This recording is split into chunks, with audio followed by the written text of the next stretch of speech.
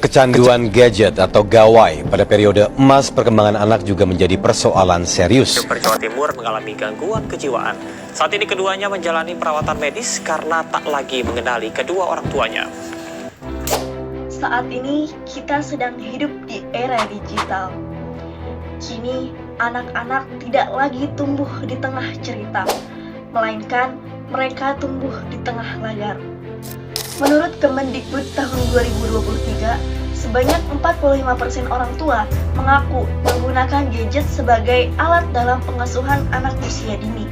Selanjutnya, Harvard University menemukan bahwa ternyata paparan layar yang berlebihan pada anak usia dini dapat mengurangi ketebalan korteks prefrontal, yaitu bagian otak yang berfungsi mengatur kontrol impuls, fokus, dan perencanaan.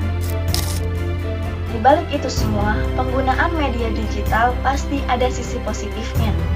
Penggunaan konten edukatif digital yang tepat sasaran dapat meningkatkan literasi anak hingga 40%. Ini artinya, teknologi bukan hanya sekedar ancaman, tetapi bahkan ia adalah alat, tinggal bagaimana cara kita menggunakannya. Lantas, sebagai pendidik ataupun calon pendidik, apa yang harus kita lakukan? Bagaimana kita memanfaatkan teknologi untuk mendukung perkembangan anak usia dini? Berdasarkan berbagai studi, setidaknya ada 3 strategi yang dapat dilakukan oleh pendidik PAUD untuk menghadapi tantangan di era digital ini. Strategi yang pertama yaitu berkolaborasi dengan orang tua.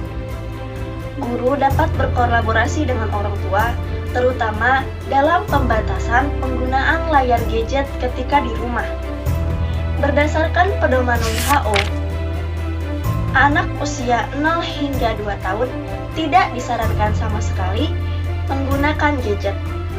Kemudian, anak usia 2 hingga 5 tahun maksimal 1 jam per hari dalam penggunaan gadget.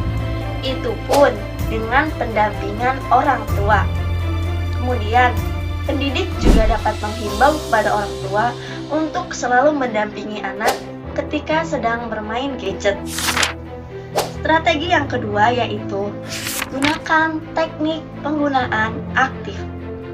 Menurut studi dari MIT tahun 2021, anak-anak yang terlibat aktif dalam pembuatan konten digital, contohnya merekam video cerita atau pembuatan video edukatif, akan terlihat lebih berkembang kemampuan bahasanya dibandingkan dengan anak yang hanya menonton secara pasif. Nah, sebagai guru PAUD, kita bisa menerapkan ini di kelas.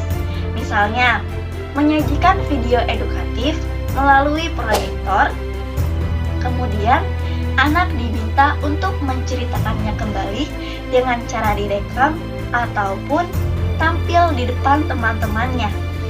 Strategi yang ketiga yaitu membangun literasi digital sejak dini.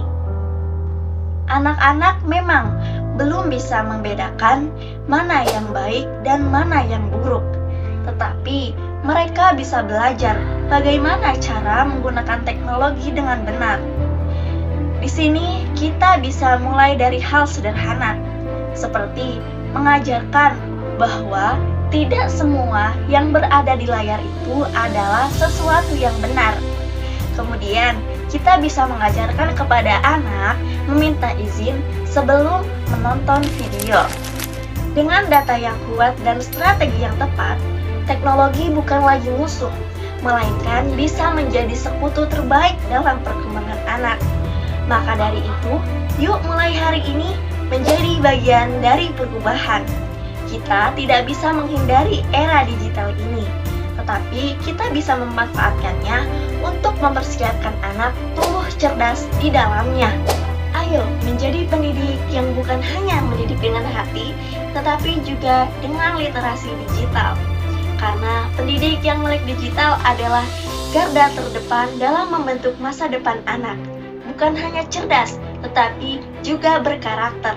Masa depan mereka dimulai dari keputusan kita hari ini.